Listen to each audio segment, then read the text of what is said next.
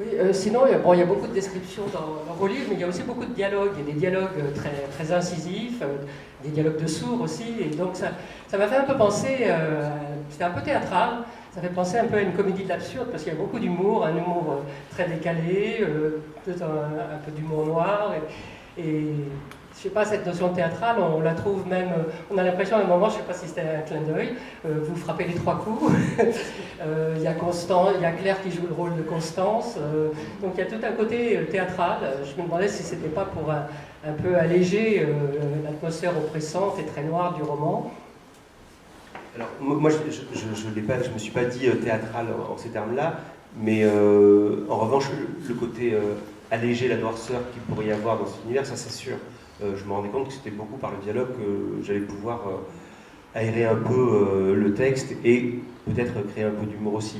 Mais moi, les dialogues, c'est pas quelque chose qui en soi. Enfin, je pourrais très bien imaginer de faire un roman, écrire un roman sans dialogue, mais c'est en train de m'intéresser de plus en plus les dialogues. Justement parce que c'est le lieu aussi, on parlait de secret tout à l'heure avec la famille, mais c'est aussi le lieu du non-dit, paradoxalement.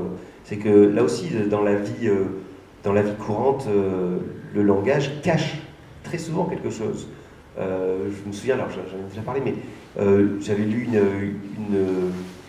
une étude assez sérieuse, universitaire, qui montrait que moins on avait d'émotions dans la vie, plus le langage était élevé. Par exemple, si vous montrez les nouvelles chaussures que vous venez d'acheter, comme je n'aurais aucune émotion en vérité, je veux dire, oh, elles sont géniales, elles sont formidables, alors qu'en vérité, devrais zéro d'émotion. Et inversement, vous voyez ce que je veux dire, c'est que souvent, le langage peut cacher quelque chose, et on va dire un mot, mais il va y en avoir 10 de cachés derrière, vous voyez.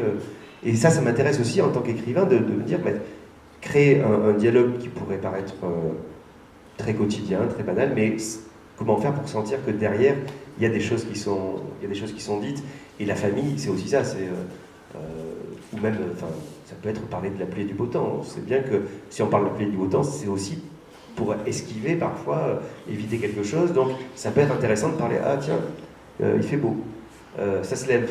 Et oui, mais tout ça, on sent que c'est pour pas dire autre chose. Et je trouve que c'est intéressant aussi de voir ça. Et en plus, c'est vrai que comme il y a quand même un mécanisme un peu ridicule du langage aussi, il est intéressant, je trouve, de le retranscrire à l'écrit, de mettre à l'écrit et d'essayer d'être juste là aussi dans le dialogue. Parce que souvent, quand on lit un roman, c'est souvent très, très écrit le dialogue en vérité.